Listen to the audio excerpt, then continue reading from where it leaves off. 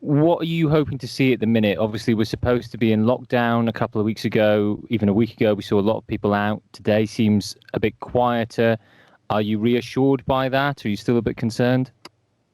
I'm reassured, but I am also at the same time a little bit concerned. I've been out today, but only to a local Tesco's to get a couple of things, and I noticed on the roads it was busier on the outskirts of York where I am. It was busier than it has been earlier this week, and that does raise concerns. But I think on the whole, things are better than they have been.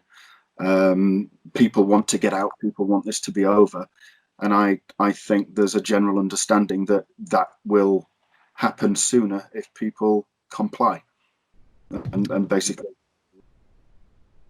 What about businesses, particularly independents in these parts of rural North Yorkshire that really rely on people coming through at the weekends, on bank holidays? What are they saying? Presumably they don't want people coming, but they must be a bit worried. They're very worried. That's certainly the feedback that we get. They're extremely worried. As you understand, North Yorkshire is a largely rural area. Tourism is the lifeblood of the North Yorkshire economy, and yeah, we don't want any of these businesses to go to the wall. We want whatever the government support is that can be brought in to keep their heads afloat. They need to be able to access it and quickly, and it needs to access all areas. And we're aware that it isn't necessarily reaching all areas. I was talking to one of our bed and breakfast clients across in Ingleton just yesterday, and their income is down to zero, but they're not able to access any of the assistance, unfortunately.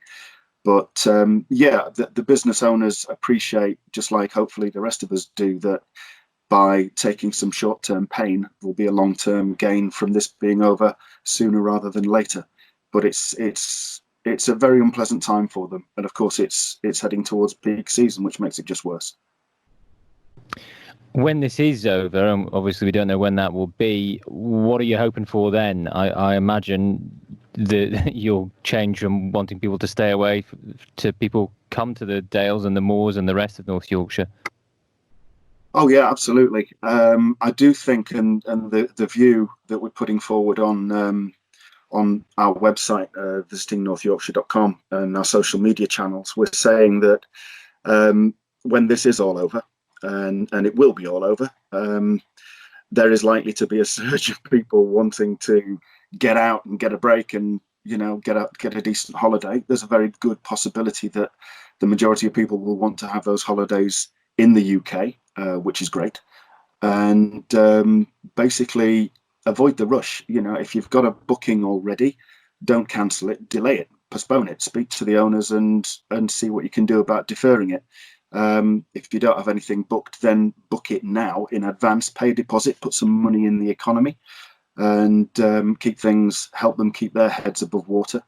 And then when the rush comes, you've made the smart choice, you've got your holiday booked already, and you've avoided the rush, because there will be a rush. It's always the same, and there'll be an absolute clamour. It's the same thing with restaurants and things like that. Book a table in advance, pay a deposit, give them some money, keep them going, and then you've got something to look forward to. Glimmer of light at the end of this very long dark tunnel, and something to look forward to when it's over. Really. And these businesses, they really need that, don't they? They certainly do. Anything will help. I mean, we were posting a couple of days ago about the fact that it's a huge knock-on effect. You don't go to a bed and breakfast, and it's not just the B&B or the hotel or the guest house or whatever that loses the money. They don't pay staff. They're not paying tax back into the economy. They're not buying produce from the butchers or the grocers, and those butchers and grocers aren't buying it from the suppliers. It's a huge knock-on effect, all of it negative.